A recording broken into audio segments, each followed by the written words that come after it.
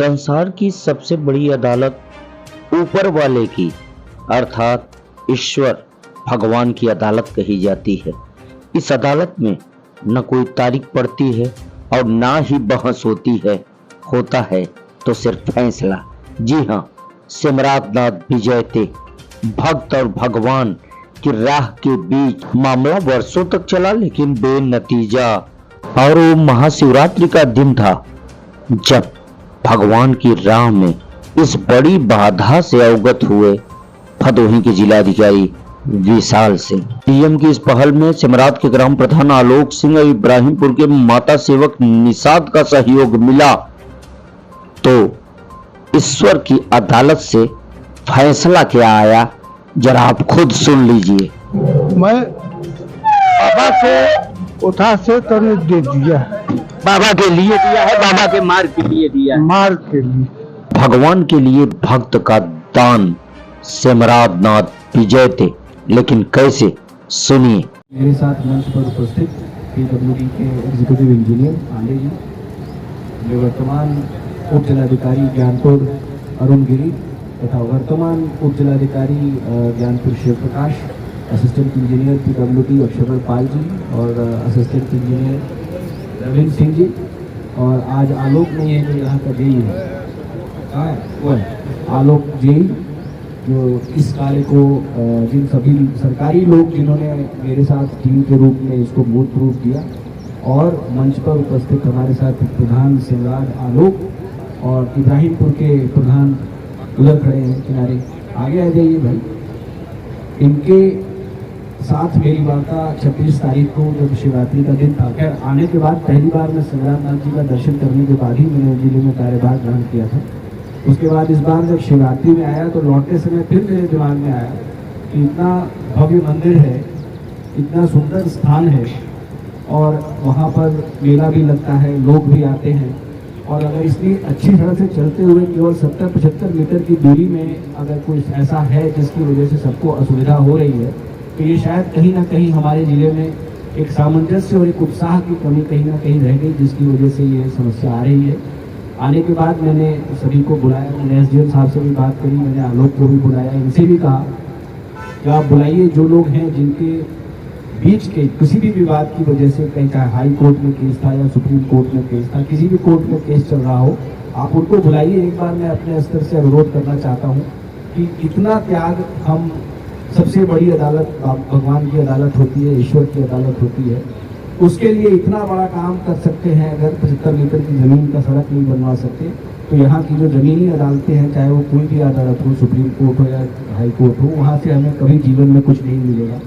ये हमको मिलकर एक साथ थोड़ा बहुत त्याग करना पड़े, सबको सब करें, लेकिन मिल करके इस सड़क को जैसी बाकी बनी हुई है आगे और पीछे, ऐसी सड़क अगर बन जाए तो हमें लगता है कि शिवरात्रि में कई ऐसे लोग होंगे जो आना चाहते होंगे और बाहर से भी आएंगे, तो उनको भी सुविधा होगी। और हमारे गांव के जो लोग यहाँ के स्थानीय निवासी, मैंने पता किया इब्राहिमपुर गांव के बारे में कितनी जनसंख्या है, क्या है कि यहाँ पर कौन सा काम करने वाले लोग रहते हैं,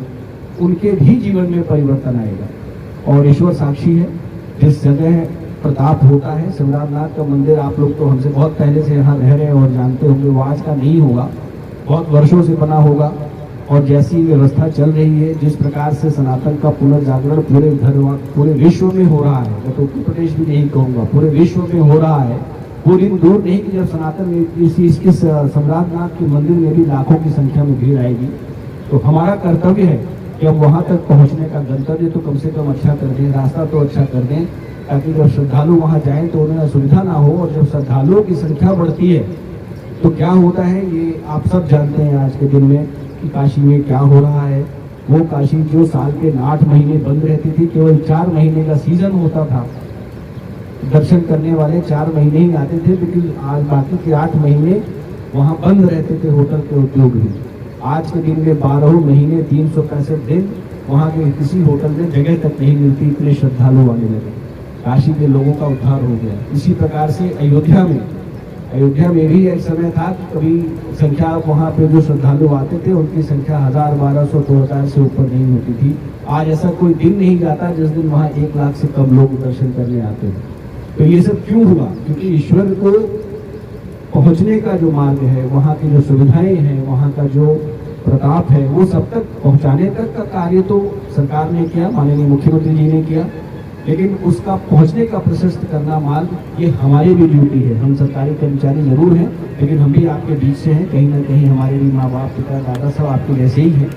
तो हम लोगों की भी ड्यूटी है कि हम तक मिलकर ऐसे किसी भी स्थान तक पहुंचने का रास्ता, वहाँ की सुविधाएं, चाहे वो पानी का, पीने का पानी हो, टॉयलेट है, ठहरने का स्थान हो, ये सुविधाएं जब हम विकसित करते हैं तो लोग, आने वाले श्रद्धालुओं की संख्या में भी वृद्धि होती है। तो मैं एक बार पुनः यहाँ के स्थानीय निवासियों को, बुजुर्गों को, भाइयों बहनों को, प्रधान जी जो वर्तमान में हैं और जिन्होंने अपनी ज़मीन दे करके ये किया, हमारे पीछे बैठे हुए हैं, जिनका स्वागत करने का मुझे त्रिपाठी जी, क्या नाम है आपका, पूरा नाम क्या है? चंद्रमणि तिवारी, बहुत बहुत धन्यवाद आपका कि आपने ईश्वर की सेवा के लिए इस अवस्था में अपने ज़मीन का त्याग किया, अपने लोभ का त्याग किया, और आपके त्याग, सहयोग और प्रेम की वजह से आज ये 75 मीटर की सड़क बनी। और मैं खुद को भाग्यशाली मानता हूँ कि ईश्वर ने इस छोटे से कार्य के लिए मुझे, आलोक और प्रधान जी और हमारे जो PWD की टीम है, SDM साहबान है, इन सबके साथ मुझे भी निमित्त बनाया और हम सब मिलकर इस कार्य को कर सकें। मुझे पूरा विश्वास है जनपद में इस समय, आप सब जानते हैं, विकास की गति बहुत अच्छी है। भदोही जनपद लगातार पिछले कई महीनों से, जो उत्तर प्रदेश के ऊपर के 5 जिले होते हैं, हम लोग लगातार उसमें अपना स्थान बनाए हुए हैं। आप लोगों के सहयोग से जगह जगह सड़कें बन रही हैं, गांव में सड़कें बन रही हैं, बिजली के कार्य में सुधार आ रहा है, नहरों में पानी आ रहा है, सिंचाई की व्यवस्था की जो की जा रही है लगातार। तो मुझे वो दिन दूर नहीं, मुझे दिखाई पड़ता है कि जल्दी ही हमारा भदोही जनपद भी हमारे आसपास के प्रयागराज और काशी के बराबर की जो पर कैपिटा इनकम है, प्रति व्यक्ति आय है, उसको अचीव करेगा और एक विकसित जनपद के रूप में निकल कर सामने आएगा। मैं एक बार पुनः इस अभूतपूर्व जन सहयोग और इस जन आंदोलन के लिए जिन लोगों की सहभागिता रही, सभी को एक बार पुनः बहुत बहुत धन्यवाद देता हूँ।